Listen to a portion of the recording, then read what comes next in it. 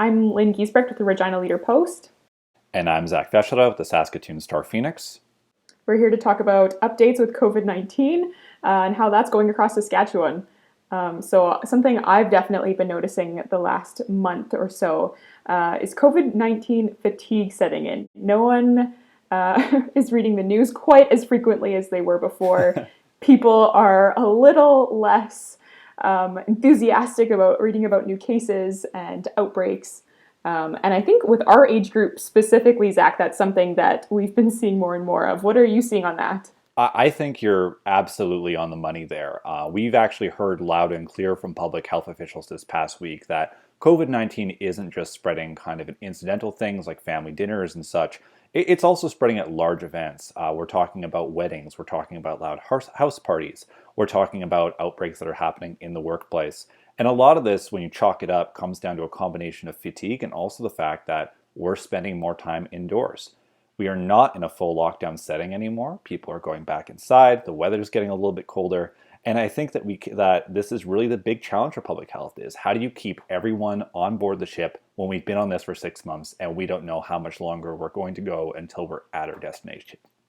Yeah, for sure. And with those workplace outbreaks and stuff too, I understand that one of those big ones was in Saskatoon and a house party as well. What are we seeing for outbreaks in Saskatoon? Yeah, Saskatoon on the very 1st of September, Saskatoon had a very small number of cases. I think we were looking at 12 active cases as of September 1st.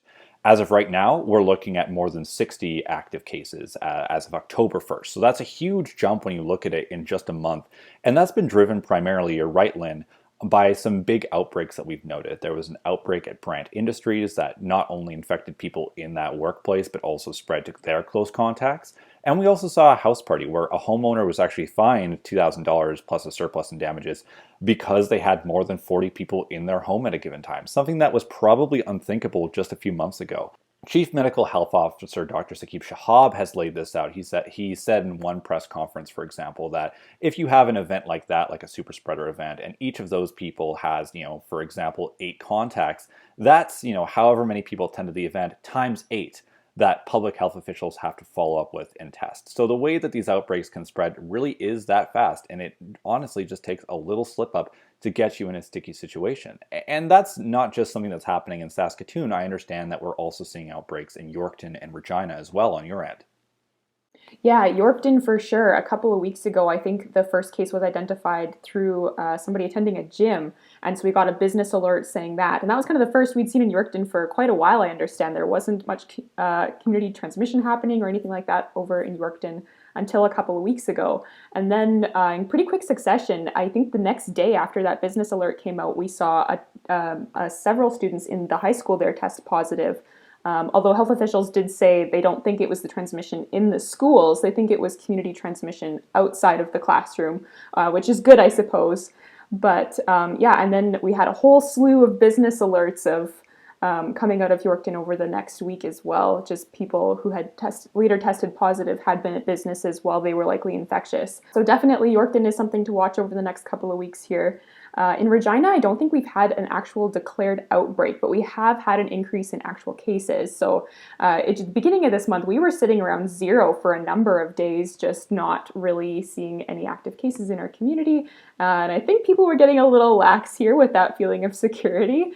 But then, yeah, since then we've gone up until to 34 active cases as of October 1st. So yeah, not so great on this end either, although I guess that's to be expected. No community is going to be immune to it for long, just with people still traveling in the province and stuff like that. But yeah, that's Regina's situation. And I think we've been hearing a lot of talk across Canada of a second wave, this idea that COVID-19 transmission is going to surge again in the fall.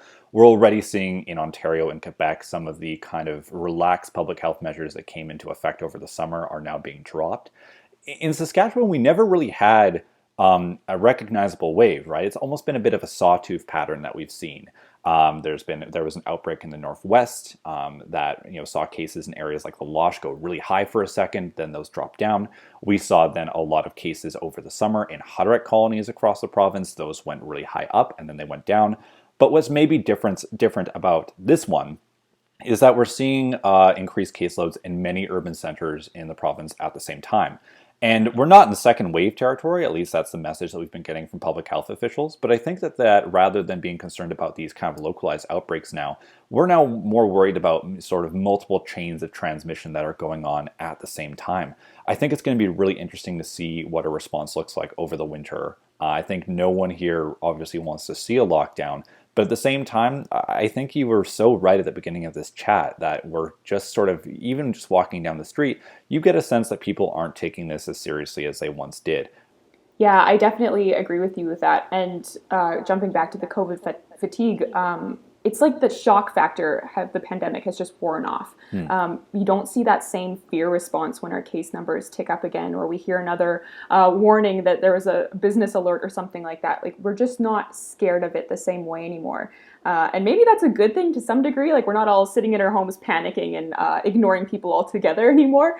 But at the same time, it's definitely made people less cautious and more willing to, yeah, go into someone's house when they weren't necessarily in their bubble, or get a group of friends together. And especially as we go into colder months when people don't want to have socially distanced chats outside anymore, it'll be interesting to see if we get more people fined for large gatherings indoors now, or even if just people are more lax about expanding their bubbles, maybe a little broader than they should be, just because they can't hang out with people outside in a socially distanced way the same way anymore. And I, at least in personal experience, know that social distancing gets 100 times harder once you move it inside, because you're just not thinking the same way and space is a lot tighter. So yeah, it'll be interesting to see what happens when it gets cold. That's our COVID chat for this week in Saskatchewan. Thank you so much for tuning in. If you want to learn more, you can go check out thestarphoenix.com or theleaderpost.com to see some more great work from our colleagues on this file.